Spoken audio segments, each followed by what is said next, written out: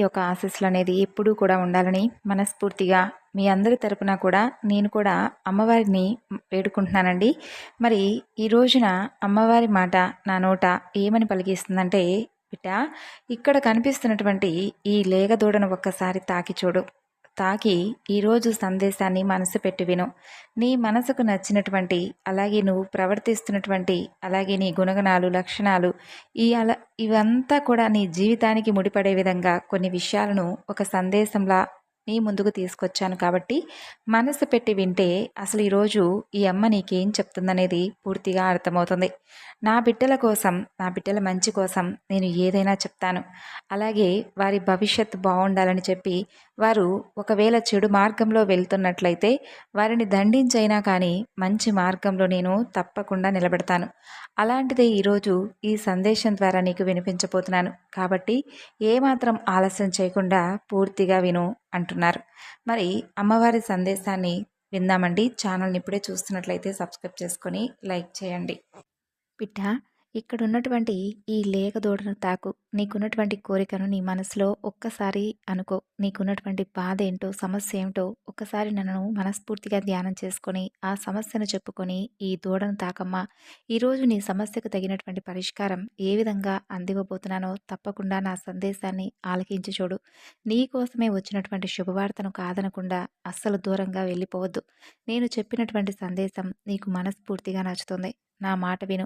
ఒక్కసారిగా అంటే తప్పకుండా ఈరోజు నువ్వు తెలుసుకునే తీరాలి. నీ జీవితం ఎటు వెళ్ళిపోతుందో తెలియనటువంటి గడ్డు పరిస్థితిలో నీకొక మంచి స్నేహితుల్లా, ఆపదలో ఆదుకునేటటువంటి ఒక మిత్రుల్లా నేను ఎప్పుడూ కూడా నీకు తోడుగా ఉంటాను. ఆ విషయం నీకు కూడా తెలుసు. అసలు జీవించడమే కష్టంగా ఉన్నటువంటి నీకు ఆ బాధంతా కూడా తొలగించడానికి ఈరోజు ఒక మంచి అర్థాన్ని, పరమార్థాన్ని, ఒక మంచి సందేశాన్ని నీ ముందుకు తీసుకొని వచ్చాను.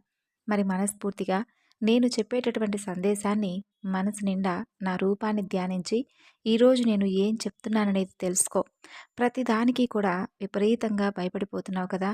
నీ కుటుంబంలోని వారు ఏదో అయిపోతున్నారేమో, లేదంటే వారికి ఎలా నేనేం చెయ్యాలి అని దిగులుగా కూర్చోవద్దు, భయపడిపోవద్దు.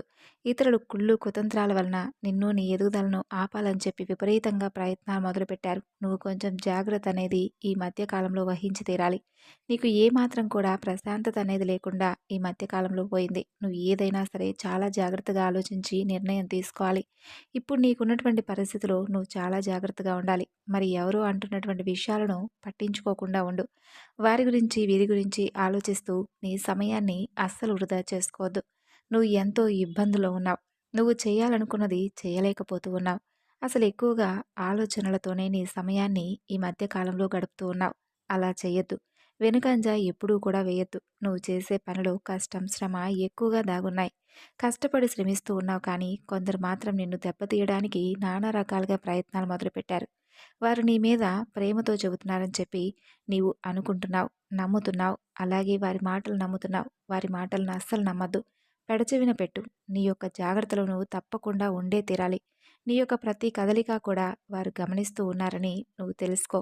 నీ రహస్యాలను ఎవరికీ కూడా తెలియపరచవద్దు. ఎవరికో భయపడి నీ ప్రణాళికలను అస్సలు నువ్వు మార్చుకోవద్దు. నీకున్నటువంటి చిన్న లోపం ఏమిటో తెలుసా? అందరినీ కూడా ఇట్టే గుడ్డిగా నమ్మేస్తూ ఉంటున్నావు. అందరినీ కూడా చాలా తేలిగ్గా, ఈజీగా నమ్మేస్తున్నావు.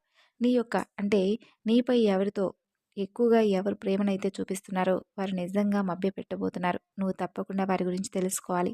నా భక్తులు ఎవరూ కూడా మోసపోవడం అనేది నాకు అస్సలు ఇష్టం ఉండదు. అజాగ్రత్తగా అస్సలు ఉండకూడదు. ఇదే నా యొక్క ఉద్దేశం. ఎవరైనా ఆపద వస్తే అంతా కూడా నేనే చూసుకుంటాననే కదా అనుకుంటారు. ఎదుటివారి మాటలను విని నీ భవిష్యత్తు నీ మధ్య పాడు చేసుకుంటున్నావు. ఎన్నో రకాల తెలివితేటలున్నాయి. ఎన్నో రకాల జ్ఞానాలున్నాయి. మంచి ఎత్తుకు ఎదగాలనేది నీ ఆలోచన. కానీ కొందరి వ్యక్తుల యొక్క కుళ్ళు కుతంత్రాలతో నువ్వు పూర్తిగా ఎక్కువగా అడ్డంకులను ఎదుర్కొంటూ ఉన్నావు.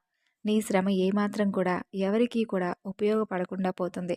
కానీ కొంతమంది మాత్రం దాన్ని ఉపయోగించుకుంటున్నారు, సంతోషంగా ఉంటున్నారు. నీ ఓర్పుకు, అలాగే నీ యొక్క ధైర్యానికి నేను మెచ్చుకుంటాను. చూడమ్మా, నా ఆశీర్వాదం నీకు తోడుగా ఉండబట్టే ఇన్ని రోజుల నుండి ఎంతోమంది నిన్ను అంటే అన్ని రకాలుగా అవమానపరచాలని, బాధ పెట్టాలని ప్రయత్నించినప్పటికీ వారి యొక్క ప్రతి ఒక్క ఆశను నేను చిదిమేస్తూ ఉన్నాను. నువ్వు అనుకుంటున్నటువంటి విజయాన్ని నువ్వు చూసేలా చేయబోతున్నాను. నువ్వు సాధించేలా అన్ని రకాల విజయాలు నీ కాళ్ళ దగ్గరకు రాబోతున్నాయి. నీకు ధైర్యాన్ని ఇస్తానని చెప్పాను కదా! కాబట్టి నువ్వు ఇంత ధైర్యంతో ఉండగలుగుతున్నావు. ఈ రోజున నేను నీకు అందిస్తున్నటువంటి ప్రతి ఒక్క జీవితం కేవలం తాత్కాలికమైనది కానీ కాదు. శాశ్వతంగా నిలబడేటటువంటి జీవితాన్ని ఇవ్వబోతున్నాను. నువ్వు మొక్కినటువంటి మొక్కులు, అలాగే నీవు చేసినటువంటి పూజలన్నీ కూడా ఫలించబోతున్నాయి. నన్ను నమ్ముకున్న వారికి నేను అన్యాయం అస్సలు చేయను. అలాగే అన్యాయం జరుగుతూ ఉన్నా కూడా నేను అస్సలు చూస్తూ ఉండను. అయితే నీ మనసు చాలా చాలా మంచి మనస్తత్వం కలిగినటువంటి గొప్ప మనసు. నీ మనసు నలుగురికి కూడా ఉపయోగపడాలి అని ఆలోచించేటటువంటి గొప్ప మనసు. ఏదో ఒక దారి నేను చూపకపోతానా అని చెప్పి నన్ను ఆరాధిస్తూనే ఉన్నావు. ప్రతి నిమిషము కూడా నా నామాన్నే జపిస్తూ ఉన్నావు. నేను నిన్ను అన్ని రకాలుగా చూస్తూనే ఉంటాను, గమనిస్తూనే ఉంటాను. ఏదీ కూడా నిన్ను అస్సలు ఏమాత్రం కూడా ఏ క్షణం కూడా విడిచిపెట్టింది లేదు. కానీ నువ్వు నన్ను అపోహ చెంది అనుమానిస్తూ ఉన్నావు. అంటే అన్ని రకాలుగా కూడా నేను నీకేమాత్రం కూడా సహాయం చేయడం లేదని చెప్పి భావిస్తున్నావు. చూడు, అన్నీ కొన్ని సమయంలో నీకు నువ్వు అడిగినది ఇవ్వలేకపోయినా కానీ నేను మాత్రం ఎప్పుడూ కూడా నాపై పెట్టుకున్నటువంటి నమ్మకాన్ని ఒమ్ము చేసుకోలేదు. అందుకే నాకు నువ్వంటే అంత అభిమానం. అయోమయంలో ఉండిపోయి నీకేది అర్థం కావడం లేదు. దైవ ప్రార్థన చేస్తూ కూడా నువ్వు దైవాన్ని నిందిస్తూ, అపోహ చెందుతూ, అనుమానాన్ని వ్యక్తం చేయడం అస్సలు మంచిది కాదు. చూడు, నీకు దగ్గరలో ఉన్నటువంటి ఆలయానికి ప్రతిరోజు కూడా నువ్వు తప్పకుండా వెళ్ళిరా. నీకు ఎక్కడ వీలుంటే అక్కడ సంతోషంగా నామం జపం చేసుకుంటూ ఉండు. అలాగే నాకు ఇష్టమైనటువంటి కొంచెం బెల్లం ముక్క కానీ, పాయసం కానీ, లేదంటే ఇంకా నీకు నచ్చినది ఏదైనా కానీ నీవు తప్పకుండా ఒక ప్రసాదం రూపంలో నా వద్ద పెట్టి తరువాత నలుగురికి పంచిపెట్టు. నాపై నమ్మకం ఉంచు చాలు, నాపై విశ్వాసం ఉంచు చాలు. అంతకన్నా ఇంకేమీ నాకు అక్కర్లేదు. ఆడంబరాలతో కూడిన పూజలు అస్సలు అవసరం లేదు. మంచి మార్గంలో నడుస్తూ ధర్మపదంలో ఉన్నటువంటి నా భక్తులను కంటికి రెప్పలా కాపాడుకోవడం నా బాధ్యత. నీవు నాపై మోపినటువంటి భారం అనేది నేను ఎప్పటికీ మోయలేనటువంటి భారంగా అనుకోను. అది నా బాధ్యత అనుకుంటాను. కానీ మీరే అపోహ చెందుతూ ఉంటారు. చూడు, నువ్వేదైతే చేయాలనుకుంటున్నావో అది నువ్వు తప్పకుండా చేసేయి.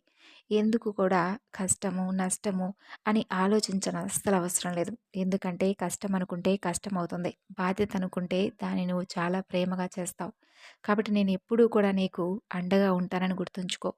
అది నువ్వు నమ్మినా నమ్మకపోయినా నేను అడుగడుగునా నీకు దారి చూపిస్తూనే ఉంటాను. చూడు, నన్ను ఎంతోమంది నిందిస్తూ ఉంటారు, ఎంతోమంది నన్ను తిడుతూ ఉంటారు.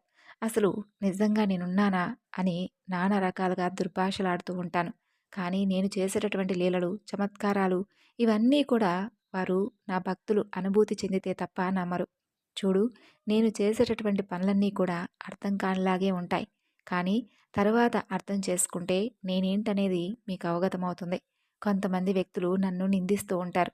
నేను అవన్నీ కూడా పట్టించుకోను. ఏదైనా కానీ వారి విఘ్నతకే వదిలేస్తాను. నువ్వు కూడా ఈ విధంగా ఆలోచిస్తే నేనేమీ చేయలేను. అన్నీ చిరునవ్వుతో స్వీకరించడం తప్ప. అలాగే నీ అమాయకత్వమైనటువంటి ఆలోచనలు, అమాయకమైనటువంటి ముఖం, ఆ చిరునవ్వు అవన్నీ కూడా నాకు ఎంతో తృప్తినిస్తుంది. ఇంత అమాయకమైనటువంటి నా భక్తులు ఎప్పుడూ కూడా మోసపోకూడదు. ఎవరి చేతిలో కూడా పతనం కాకూడదు. కాబట్టే నేను నానా రకాలుగా రకరకాల రూపాలను దాల్చి మీ వద్దకు వస్తూ ఉంటాను. చెడు మార్గాలకు, చెడు స్నేహాలకు మగ్గు చూపిస్తూ ఈ మధ్య కాలంలో చాలామంది నా భక్తులు నాకు దూరం అయిపోతున్నారు. అంటే మనసు పెట్టి భక్తిని, అలాగే భక్తి భావాన్ని వారు పొందలేకపోతున్నారు. అనవసరమైన వాటి మీద ఎక్కువగా ఆశ, అనవసరమైన వాటి గురించి ఆలోచనలు, అనవసరమైన వాటికి ఎక్కువగా ప్రిఫరెన్స్ ఇవ్వడం వలన నిజమైనటువంటి భక్తి అనేది ఏంటనేది తెలుసుకోలేకపోతున్నారు.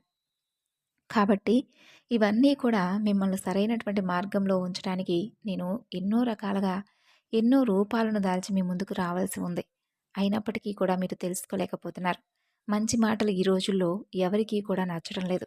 నా మీద నీకు మరలా కోపం వస్తుందేమో తెలియదు కానీ నీకున్నటువంటి కొన్ని లక్షణాలను చూస్తుంటే నాకు కొంత బాధగా, భయంగా ఉంది. నిన్ను నమ్మినటువంటి నేను ఎప్పుడూ కూడా నువ్వు కూడా నన్ను అంతే నమ్మాలని కోరుకుంటాను. నిన్ను కుటుంబంలో ఉన్నతమైనటువంటి వ్యక్తిలా చూడాలనుకుంటున్నారు నీ కుటుంబ సభ్యులు. కాబట్టి నీ ప్రవర్తన అందరికీ కూడా వింతగానో, అలాగే కొంచెం అసహ్యంగా కానీ అస్సలు అనిపించకూడదు. ఎందుకు నిన్ను కన్నానా అని నీ తల్లిదండ్రులు అనుకోకూడదు.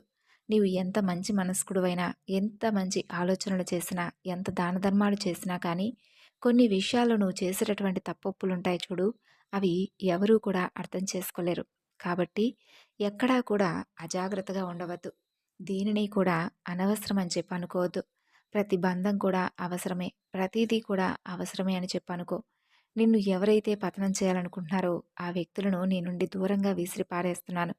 నా భక్తుడిగా, నా భక్తురాలుగా నువ్వెప్పుడూ కూడా మంచి లక్షణాలతో ఉండాలి. అదే నేను చూడాలి. నేను అనుకుంటూ ఉంటాను, నువ్వు ఏమీ కూడా అడగలేదు, అడగవు అని. నీ జీవితం ఎప్పుడూ కూడా ప్రశాంతంగా ఉంటే చాలని చెప్పి మాత్రమే అడుగుతూ ఉంటావు. అదొక్కటే నువ్వు నన్ను అడిగింది. కనీసం అది కూడా నేను చేయకపోతే ఎలా చెప్పు? తప్పకుండా చేస్తాను. నువ్వు అడిగినదే ఇస్తాను. నీ జీవితం ప్రశాంతంగా ఉండేలా చేస్తాను. చూడు, నువ్వు ఏది కూడా మాట్లాడవద్దు. ఎవరిని కూడా అసభ్యంగా, అలాగే సభ్యత లేకుండా ప్రవర్తించవద్దు. నువ్వు ఎప్పుడు ఎలా ఉంటావో అలాగే ఉండు. ప్రతి క్షణాన్ని నువ్వు అనుభూతి చెందుతూ ఉండు. ఎందుకంటే కాలం అనేది ఎప్పుడూ కూడా ఎలా ఉంటుందనేది ఎవరికీ తెలియదు. ఏ బంధం ఎవరి దగ్గర నుండి ఎప్పుడు ఏ క్షణంలో దూరం అవుతుందో తెలియదు. ఉన్నప్పుడే సంతోషంగా ఆ బంధంతోనూ ఆనందంగా మెలగడం నేర్చుకో. అలాగే వారితో ప్రేమగా మాట్లాడు. వారికి ఏం కావాలి, నీకేం కావాలనేది తెలియజేయి. వారిని నువ్వు అర్థం చేసుకో. నిన్ను వారు అర్థం చేసుకునేలా ప్రవర్తించు. చెడు వ్యస చెడు వ్యసనాలను, చెడు సహవాసాలను పూర్తిగా మానే. కోటిలో ఒక్కరికి మాత్రమే ఈ భాగ్యం దక్కుతుందని ఎందుకన్నానో తెలుసా? ఎవరైతే నా నుండి దూరం అయ్యారో వారు కూడా తిరిగి నా దగ్గర అవ్వాలనేదే నా కోరిక. చెడు వ్యసనాలను, చెడు స్నేహాలను, చెడు ఆలోచనల నుండి నువ్వు తప్పకుండా బయటపడాలి. సంతోషంగా ఉండాలి. ఇదే నా కోరిక. మరి ఈరోజు ఒక అమూల్యమైనటువంటి సందేశాన్ని మనకు వినిపించారండి. మరి కోటిలో ఒక్కరికి దక్కేటటువంటి భాగ్యం ఎందుకు అంటే, ఒక లేగదూడల మన జీవితం కూడా సంతోషంగా, ఏమాత్రం కూడా ఎటువంటి ఆలోచనలు లేకుండా ఆనందంగా గంతులు వేస్తూ, చాలా ఒక చిన్న పిల్లల మన మనస్తత్వం అనేది ఉంటూ ఉండాలి. దేనికి కూడా లొంగకూడదు. దేని గురించి కూడా ఎక్కువగా ఆలోచించకూడదు. ఏది జరిగినా కానీ మనం ఆపలేం. ఏదైనా కానీ మన చేతిలో లేదు. కాబట్టి ఉన్నన్నాళ్ళు సంతోషంగా ఉండాలి. ఆనందంగా మన కుటుంబ సభ్యులతో గడపాలి.